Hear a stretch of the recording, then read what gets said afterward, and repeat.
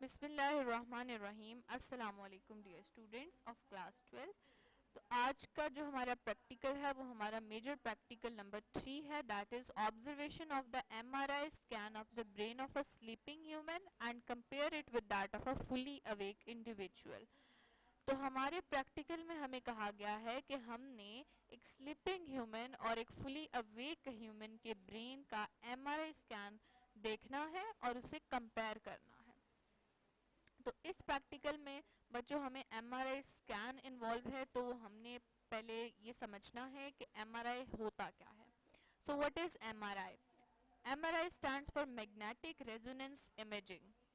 It is a medical imaging technique that uses strong magnetic fields and radio waves to create detailed pictures of the organs and tissues in your body, especially soft tissues like the brain. तो यहाँ पर MRI एक ऐसी technique है जिसके अंदर हम magnetic fields और रेडियो वेव्स को यूज़ करते हैं to visualize our internal body tissues और ऑर्गन्स, स्पेशली हमारे ब्रेन के टिश्यूज को। So how MRI works, MRI किस तरीके से काम करता है उसकी एक छोटी सी एक्सप्लेनेशन लिखी है। आपने ज़्यादा फोकस एमआरआई पे नहीं करना है because our goal is to compare the differences.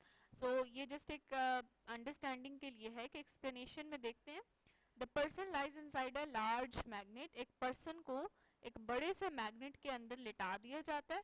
The magnet causes the water molecules in the body to line up, तो मैग्नेट जो है वाटर मॉलिक्यूल्स जो हमारी बॉडी के अंदर है उनको लाइन अप कर देता है। Radio waves are sent out, उसके थ्रू रेडियो वेव्स जो हैं वो भेजी जाती हैं through temporarily knock which temporarily knock the water molecules out of alignment, जो कि वाटर मॉलिक्यूल अभी अभी मैग्नेट के थ्रू अलाइन हुए थे वो दोबारा से अनअलाइंड हो जाते हैं। As the water molecules realign, जैसे ही वाटर मॉलिक्यूल्स रीअलाइन करते हैं तो वो दोबारा सिग्नल को एमिट करते हैं और वो सिग्नल जो है, these signals are detected and used to create detailed images. तो इसकी एक एनोलॉजी, यानी कि आप इसको इजी वे में किस तरीके से समझ सकते हैं, आपने कंसिडर कर लें। You can see the diagram hair. आपने इमेजिन करना है टाइनी कंपस नीडल को, जैसे कि आपको यहाँ पे शो किए गए ये छोटी छोटी टाइनी कंपस नीडल्स हैं। आप इनको इमेजिन करें लाइक वाटर मॉलिक्यूल्स, ठीक है। अब अंडर द एमआरआई मैग्नेट हमने रखा पर्सन को, ठीक है। फॉर एग्जांपल ये सारे वाटर मॉलिक्यूल्स हैं पर्सन की बॉडी में, तो हमने इसको एमआरआई मैग्नेट में डाला तो ये सब जो है पहले तो अनअलाइंड थे लेकिन अब मैग्नेट के फील्ड के अंदर आ गए हैं तो अब ये अलाइंड हो जाएंगे, यानी कि एक डायरेक्शन में पॉइंट आउट हो जाएंगे। उसके बाद radio wave is like a little push that makes the needle vowel, तो एक रेडियो वेव जो है वो आती है और फिर हम एक रेडियो वेव को सेंड करते हैं जिससे जो ये अलाइंड होती हैं मैग्नेट सारे नीडल्स, तो ये दोबारा से अनअलाइंड हो जाती हैं और जितनी देर में ये दोबारा वापस अलाइन होती हैं तब ये एक रेडियो सिग्नल सेंड आउट कर देती हैं जो कि एमआरआई मशीन पिक कर लेती है और उसके थ्रू जो है हमें 3D विजुअल इमेज देखने को मिलती है। अब हमारे लिए एमआरआई किस तरीके से यूजफुल है? MRI is very good at showing soft tissues like muscles, brain and other organs.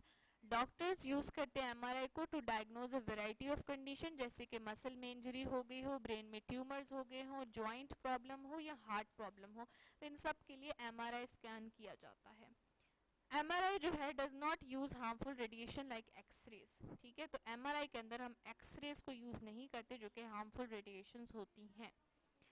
सो अब यहाँ पर हम एक फुली अवेक इंडिविजुअल जो हमारा मेन पर्पस है और एक स्लीपिंग ह्यूमन ब्रेन को एमआरआई स्कैन्स को कंपेयर करेंगे। आपको ये टेबल दिया गया है, इस टेबल को आपने अच्छे से देख लेना है। यही टेबल अगर आपको आ जाता है तो इसका मेन प्रैक्टिकल आपका तैयार हो जाएगा। एस्पेक्ट यहाँ पे लिखे हैं और स्लीपिंग वर्सेस अवेक यहाँ पर लिखा है। सो ब्रेन एक्टिविटी लेवल जो है स्लीपिंग ब्रेन का, अगर हम ब्रेन एक्टिविटी लेवल देखें तो रिड्यूस्ड होता है। कुछ एरियाज में जो एक्टिविटी होती है वो कम होती है, specially the pre frontal cortex, ठीक है। तो प्री फ्रंटल जो सामने वाला फ्रंटल एरिया है हमारा, वहाँ पर कॉर्टेक्स रीजन में जो है वहाँ पर एक्टिविटी ज़रा लो नज़र आती है, जबकि एक अवेक पर्सन के अंदर high across most regions activity बहुत हाई होती है ज़्यादातर हिस्सों में, जैसे कि especially for focus and planning वाले रीजन्स के अंदर जो है हमारे पास ज़्यादा एक्टिविटी देखने को मिलती है। उसके अलावा ब्लड फ्लो का पैटर्न अगर हम देखें स्लीपिंग पर्सन में तो वो स्लोअर होता है, स्पेशली फ्रंटल एरियाज के अंदर, और अवेक पर्सन के अंदर faster and more evenly distributed होता है।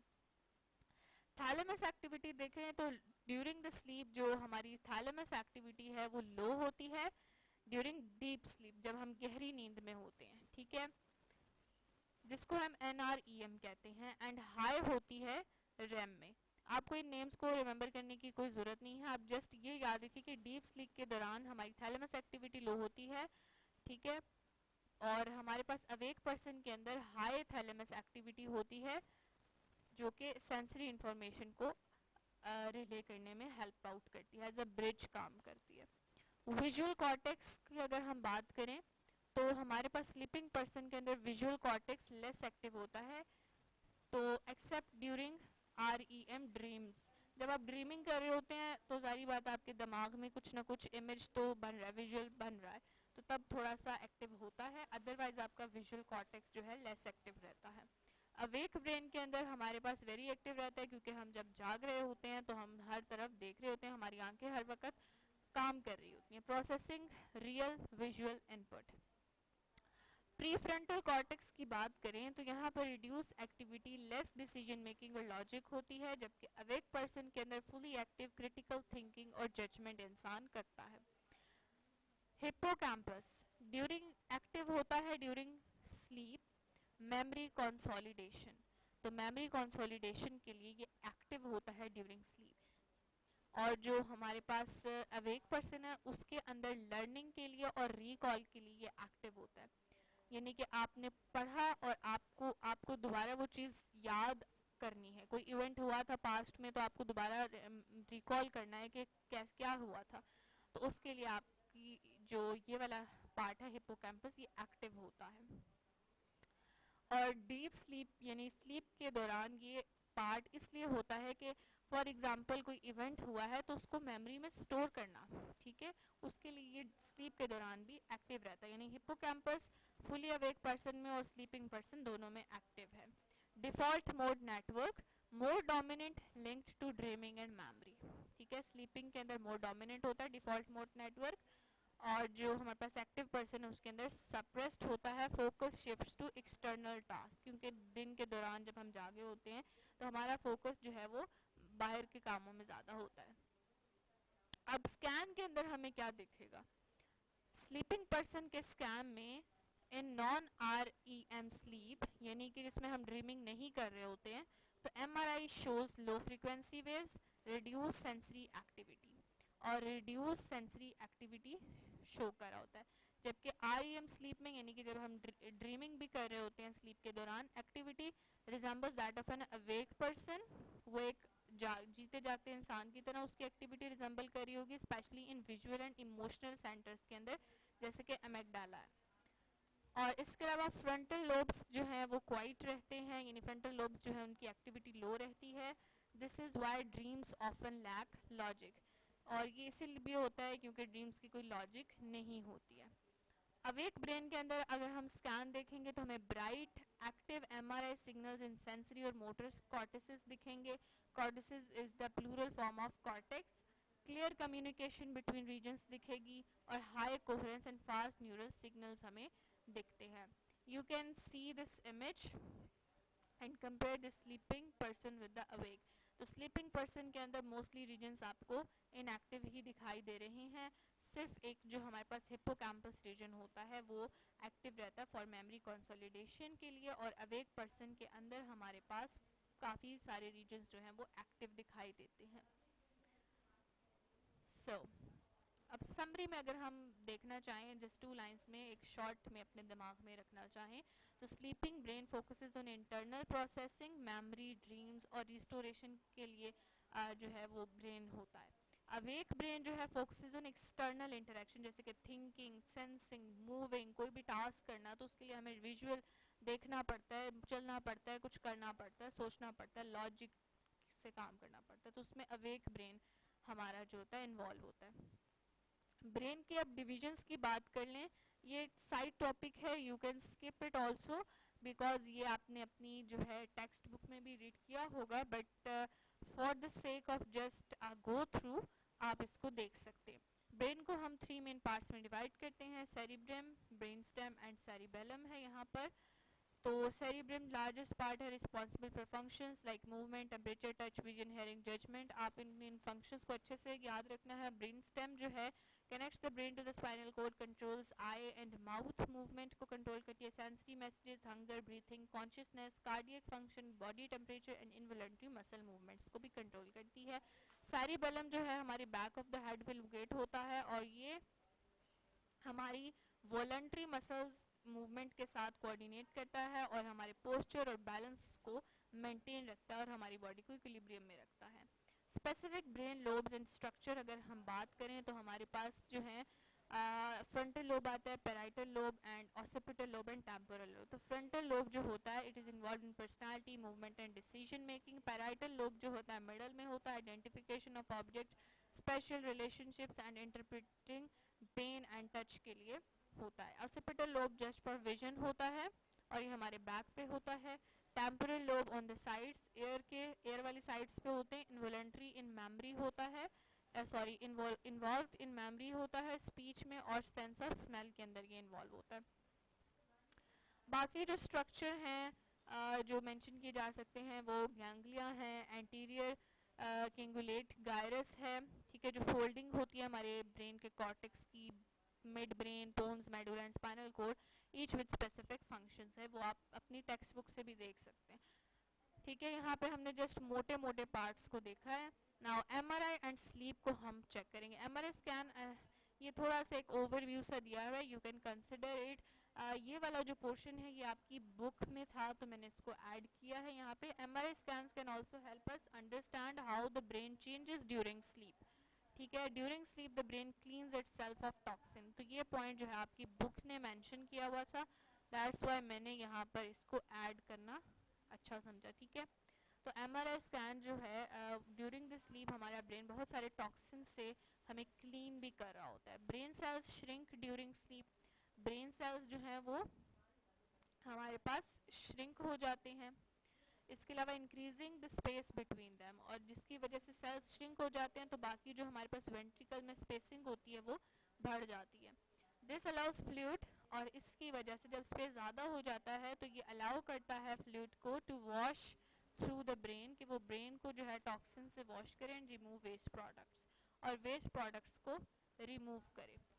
Then we have this waste removal process is crucial for brain health, ये हमारी ब्रेन हेल्थ के लिए बहुत ज़रूरी होता है। And failure to clear toxins में कंट्रीब्यूट टू ब्रेन डिसऑर्डर्स, और अगर यही वेस्ट हमारे ब्रेन में रह जाते हैं तो वो बहुत सारे ब्रेन डिसऑर्डर कॉज कर सकते हैं, ब्रेन ट्यूमर्स हो सकता है वगैरह वगैरह। तो the lymphatic system is the network of plumbing pipes. तो यहाँ पर ये पॉइंट बहुत अहम है कि लिम्फेटिक सिस्टम जो है एक नेटवर्क ऑफ प्लम्बिंग पाइप्स होता है हमारे पास, जो कि कैरी करता है waste material out of the brain.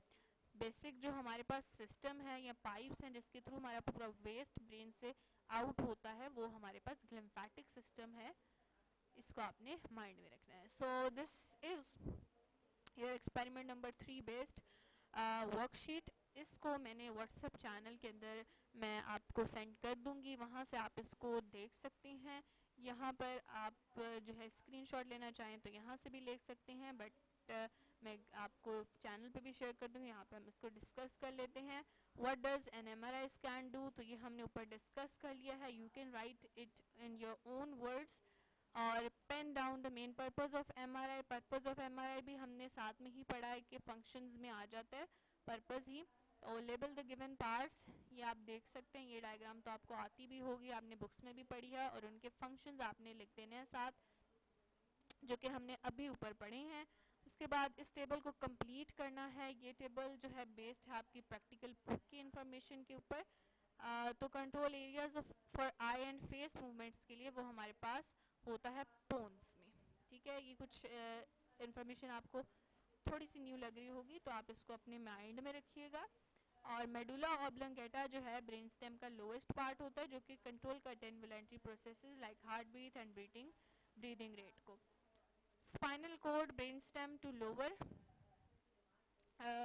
Back पे जाता है, और ये कैरी करता है signal from your brain to the body parts and vice versa, ठीक है। What are the categories of brain imaging, तो ब्रेन इमेजिंग की क्या कैटेगरीज हैं ये आप देख सकते हैं। आप इनमें से 2-3 के नाम याद कर लें, बिकॉज प्रैक्टिकल में आपको सिर्फ 2 या 1 नंबर का ही क्वेश्चन आ रहा होता है, ठीक है। तो आप 2 या 3 जो आपको इजी लगे वो आप याद कर सकते हैं। Then we have under what conditions doctor prescribe for MRI, तो एमआरआई के सूरत में डॉक्टर प्रिस्क्राइब करता है। ऑब्वियसली जब आपको हेडेक हो रहा हो, सीजर्स दौरे पड़ रहे हो, स्ट्रोक हो रहा हो, ठीक है, कोई अल्जीमाइर डिजीज़ हो गई है। स्ट्रोक कहते हैं कि कहीं पे खून का जम जाना, आपको ब्रेन में कुछ यानी कि दिमाग पे कोई ऐसी चोट लग जाना ना, तो जिससे जो है ब्रेन हैमरेज होने का ख़तरा हो, ब्रेन ट्यूमर्स हो जाएं, तो इस तरीके के केसेस के अंदर डॉक्टर जो है सजेस्ट करता है एमआरआई। डिफाइन लिम्फेटिक सिस्टम, ये क्वेश्चन थोड़ा सा मुझे जो है इस वर्कशीट में थोड़ा सा आउट ऑफ लगा है, but you can just go through it, ठीक है। A network of vessels organs and tissue responsible for defence defending the body against infections and diseases, removing waste and toxin, maintaining fluid balance, ठीक है। आपने class 11th में ये पढ़ा हुआ है। How toxins are washed away from during sleep, तो ये भी हमने पढ़ा कैसे वॉश्ड अवे होते हैं, लिम्फेटिक सिस्टम के थ्रू, जिसको हम पाइपिंग सिस्टम भी कहते हैं। पाइपिंग और प्लम्बिंग, आई गेस प्लम्बिंग था, यस, प्लम्बिंग पाइप्स के through, okay. Label the different parts of the brain, तो इस यहाँ पर आपको ब्रेन की पार्ट दिए हुए हैं और आपने इसको लेबल कर लेना है, ओके। सो आपके जो प्रैक्टिकल है मेजर, इसमें जो है एक कंपैरिजन की फॉर्म में जो मैंने टेबल आपको दिया है वो पूछा जा सकता है, एमआरआई से रिलेटेड क्वेश्चन हो सकते हैं, और इसके अलावा ये 8th क्वेश्चन आपसे बहुत इंपॉर्टेंट है कि पूछा जा सकता है। So this is it and we will meet next time, for that stay tuned and Allah हाफिज़।